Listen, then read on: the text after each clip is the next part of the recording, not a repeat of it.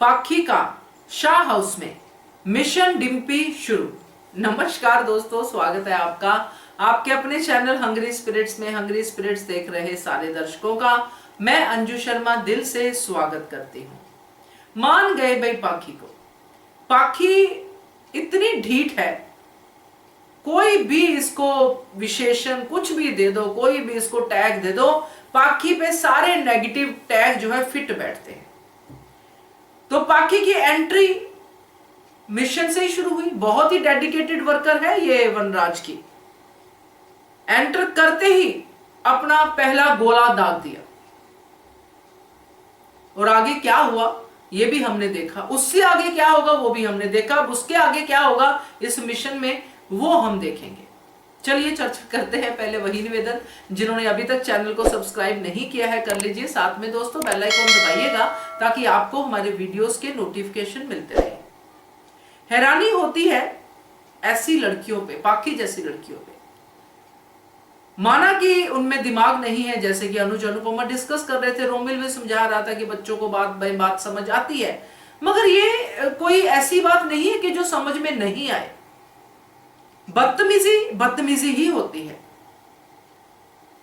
अपनी मां के साथ बदतमीजी करती है, मां है अपनी बदतमीजी करे, मां पे थप्पड़ उठाए, मां पे कुछ करे, ये मां देखे भाई। अनुज और अनुपमा जो पाखी के बारे में बात कर रहे थे, मैं उससे बिल्कुल सहमत नहीं हूं,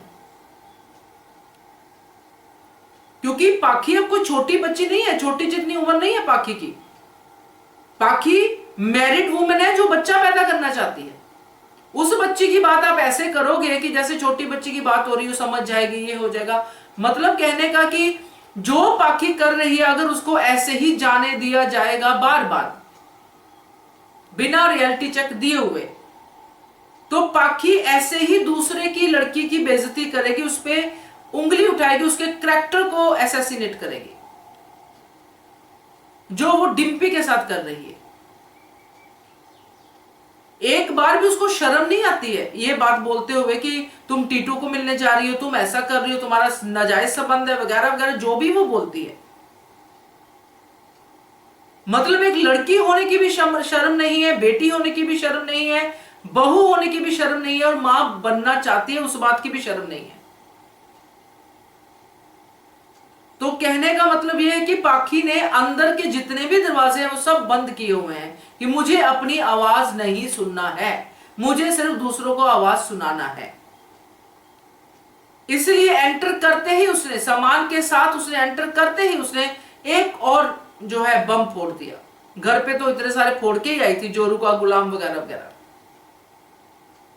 मगर यह मिशन शुरू हो गया क्योंकि इसकी छूट वनराज ने उसको दी है। वनराज ने पाखी को एक तरह से अपने जाल में फंसा के डिम्पी पे पहरेदार बिठाया है, नौकरी दे दी है, एक मिशन दे दिया है वनराज ने कि तुम अपनी भाभी का ख्याल रखना, ध्यान रखना अपनी भाभी पे। और वनराज की फितरत पाखी नहीं समझेगी तो कौन समझेगा? खग ही जाने खग की भाषा, वो वाली बात है। तो यहां पे जो पाखी कर रही है ये उसका पक्का मिशन है कि डिम्पी को कैसे भी करके मुझे बदनाम करना है, ये साबित करना है कि डिम्पी एक वर्स लड़की है जो मां बनने के काबिल नहीं है। मां बनना सिर्फ मैं ही डिजर्व करती हूं, डिम्पी नहीं करती है, क्योंकि डिम्पी के अंदर करैक्टर ही नहीं है, वो तो करैक्टरलेस औरत है, ये कैसे मां बन सकती है? और वनराज का यहां पे टेक जो है वो हमने कल भी बात की थी।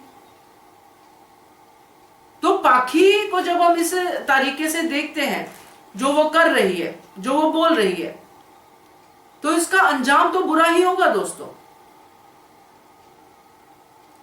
क्योंकि पाखी अल्टीमेटली डिम्पी का नुकसान करेगी, ये हम जानते हैं। क्योंकि किसी ना किसी तरीके से वो डिम्पी पे बात आ ही जाएगी, क्योंकि डिम्पी को इस समय एक सहारे की जरूरत है, और यहां पे सहारा अनुपमा के अलावा उसको अगर कोई दे पा रहा है तो वो है टीटू।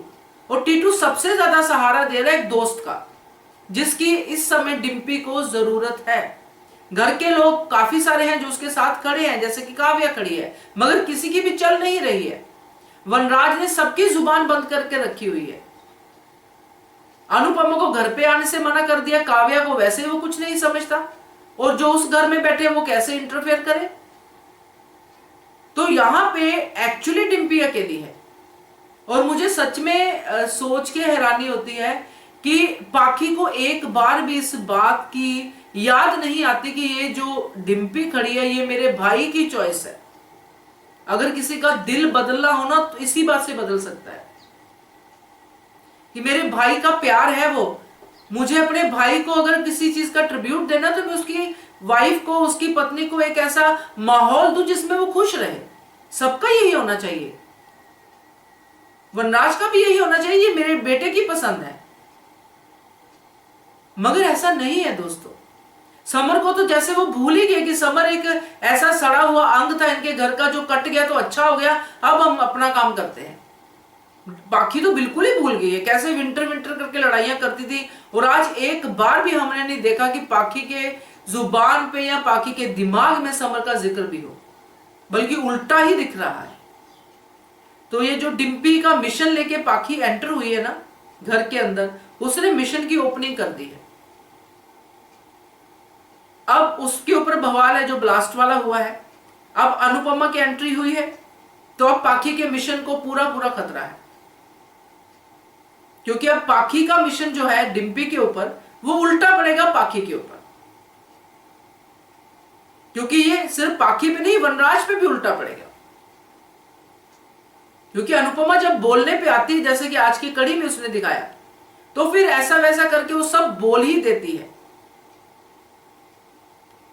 और अगर डिम्पी कल को भागती है तो इन लोगों की वजह से ही भागेगी। चाहे डिम्पी को कितना इल्जाम दो, कितना सेल्फिश कहो, मगर इन लोगों की वजह से ही भागेगी।